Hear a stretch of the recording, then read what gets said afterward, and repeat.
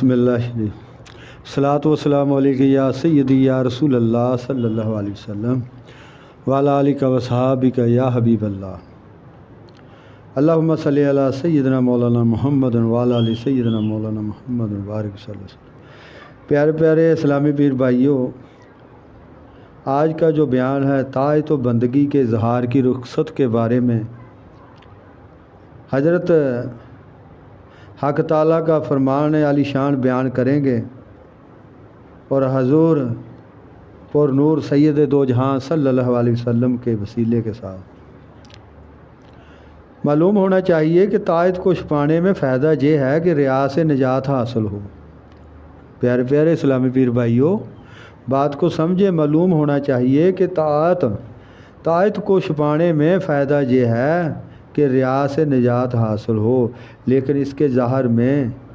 ظاہر کرنے میں بھی بڑا فائدہ ہے، کیونکہ لوگ اس کی طاعت کو دیکھ کر اس کی پیروی کریں گے اور ان کو خیر کی طرف رغبت ہوگی۔ یہی سبب ہے کہ حضرت حق تعالیٰ نے دونوں قسم کے لوگوں کی تعریف فرمائی ہے اور ارشاد کیا ہے کہ انا تعبدوا الصادقات فنعم ہی وانا تخفوها واتؤتوها الفقراء فهو خیر لکم۔ تم اگر صدقہ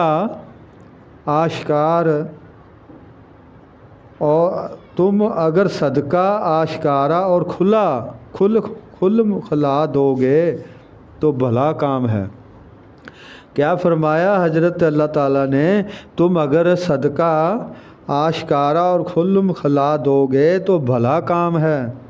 اور اگر پوشیدہ دو گے تو یہ بہت اچھی بات ہوگی۔ پیارے پیارے اسلامی پیر بھائیوں، ایک روایت میں آیا ہے، روایت ہے کہ ایک دن حضور پر نور سید دو جہاں شافی محشر حضور پاک صلی اللہ علیہ وسلم کو کچھ رقم کی ضرورت ہوئی۔ ایک انصاری تھیلی لے کر حاضر ہوئے۔ جب دوسرے لوگوں نے ان کا یہ عمل دیکھا تو دوسرے بھی رقمیں لانے لگے۔ حضور پیشوا سید دو جہاں صلی اللہ علیہ وسلم نے فرمایا کہ جو کوئی ایک ایسی اچھی طرح ڈالے گا جس میں لوگ اس کی پیروی کریں، اس کو ایک اجر تو اپنا اور دوسرا اجر لوگوں کی پیروی کا، کہ اس کو دیکھ کر دوسروں نے وہ عمل خیر کیا۔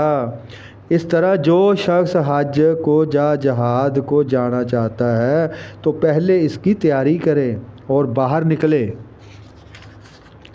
تاکہ لوگ اس کے ارادے سے آگاہ ہوں اور دوسروں کو بھی اس کا شوق پیدا ہو۔ یا رات کی نماز تہجد آواز بلند پڑھتا ہے تاکہ دوسرے لوگ بیدار ہوں اور وہ بھی عبادت کریں۔ بس اگر کوئی شخص ریا سے بے فکر ہے، سمجھتا ہے کہ اس کے اندر ریا پیدا نہیں ہوگا اور اس کے عبادت کے ظاہر کرنے سے دوسروں کو رغبت ہوتی ہے، تو یہ بات افضل ہوگی، اور اگر ایسا کرنے سے دل میں ریا کا شوق پیدا ہو تو دوسروں کی رغبت سے اس کو کچھ فائدہ نہ ہوگا۔ بس اسے چاہیے کہ اپنی طاعت کو پوشیدہ رکھے، یہی اس کے لیے زیادہ بہتر ہے۔ بس اگر کوئی شخص اپنی طاعت کو ظاہر کرنا چاہتا ہے تو ایسی جگہ ظاہر کرے جہاں اس کی پیروی اور اقتداء ممکن ہو، کیونکہ کوئی شخص ایسا ہوگا کہ گھر کے لوگ اس کی اقتداء کریں گے اور بازار کے لوگ باہر والے اس کی اقتداء نہ کریں۔ دوسری بات اس سلسلہ میں یہ ہے کہ انسان اپنے دل پر نظر کرے، کیونکہ اکثر ایسا ہوتا ہے کہ ریا کا شوق باطن میں چھپا ہوتا ہے اور اس کو دوسروں کی اقتداء کے بہانے وہ ابھار کر لاتا ہے تاکہ وہ ہلاکت میں پڑ جائے۔ ایک ضعیف شخص سے اگر مثال دی جائے تو اس شخص کی مانند ہے کہ تیرنا نہیں جانتا اور وہ ڈوبنے لگے تو دوسرے شخص کا ہاتھ پکڑ لے، پس وہ دونوں ہی ڈوب جائیں۔ اور کبھی کی مثال اس کی ہے جو شنابری میں استاد کامل ہو، آپ بھی ڈوبنے سے بچے اور دوسروں کو بھی بچا لے۔ یہ درجہ انبیاء علیہ السلام اور اولیاء کرام رحم اللہ تعالیٰ کا ہے، ہر ایک اس کا دعویٰ نہیں کر سکتا۔ پیارے پیارے اسلامی پیر بھائیوں، دوسری صورت یہ ہے کہ جو عبادت چھپانے کی ہو اس کو نہیں چھپاتا۔ اس امر میں اگر صدق نیت ہے تو اس کی طاعت یہ ہے کہ اگر کوئی اس سے کہے کہ تم اپنی عبادت کو مخفی رکھو تاکہ اس دوسرے عابد کو دوسروں کی اقتداء کا ثواب حاصل ہو جائے اور تم کو وہی ثواب حاصل ہوگا جو اظہار کی صورت میں حاصل ہوتا، تو اس صورت حال میں اگر وہ شخص اپنے دل میں اظہار کا شوق رکھتا ہے تو سمجھ لینا چاہیے کہ وہ مخلوق میں اپنا درجہ تلاش کرنا چاہتا ہے، مخلوق کی نظر میں احترام کا خواہاں ہے، ثواب آخرت کا خواہ نہیں ہے۔ پیارے پیارے اسلامی پیر بھائیوں، اظہار عبادت کا دوسرا طریقہ اس کے بارے میں کچھ بیان کرتے ہیں۔ عبادت کے ظاہر کرنے کا دوسرا طریقہ یہ ہے کہ عبادت کے اظہار کے بعد کہے کہ میں نے خوب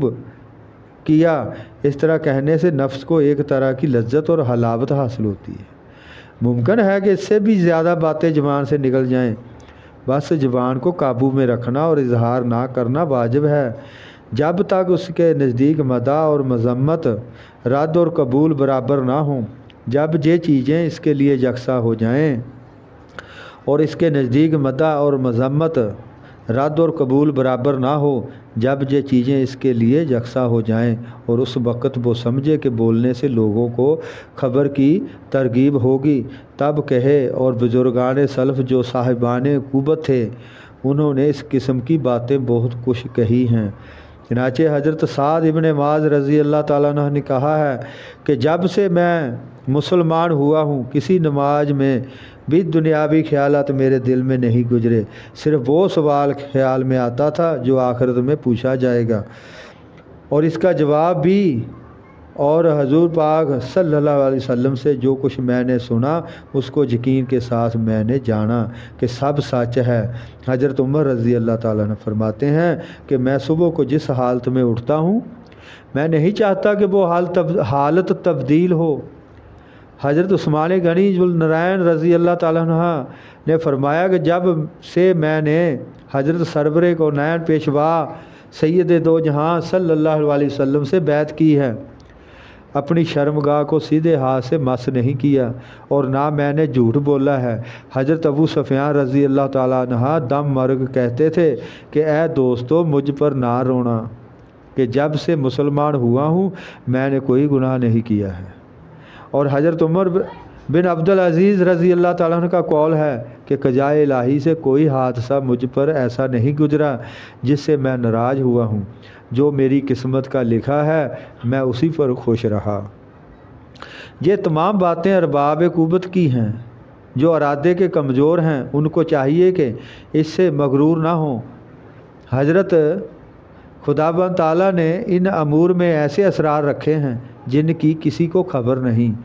ہر ایک شر میں ایک خیر پہنا ہے جس کی ہمیں آگاہی نہیں، اور ریا میں بھی خلائق کے واسطے بہت کچھ خیر ہے، ہر چند کہ اس کے باعث ریاکار کو خرابی کا منہ دیکھنا پڑتا ہے، کیونکہ بہت سے لوگ ہیں جو ریا سے کام کرتے ہیں لیکن دوسرے لوگ سمجھتے ہیں کہ اس شخص میں اخلاص ہے اور یہ سمجھ کر اس کی اقتداء کرتے ہیں، بس اقتداء کرنے والوں کو اجر و ثواب حاصل ہو، لیکن ریاکار کے لیے خرابی بسیار ہے۔ پیارے پیارے اسلامی پیر بھائیوں، نقل ہے کہ زمانہ سابق میں بصرہ کے ہر گلی کوچے سے ذکر الہی اور تلاوت قرآن پاک کی آوازیں بلند ہوتی تھیں۔ توجہ فرمائیے، نقل ہے کہ زمانہ سابق میں بصرہ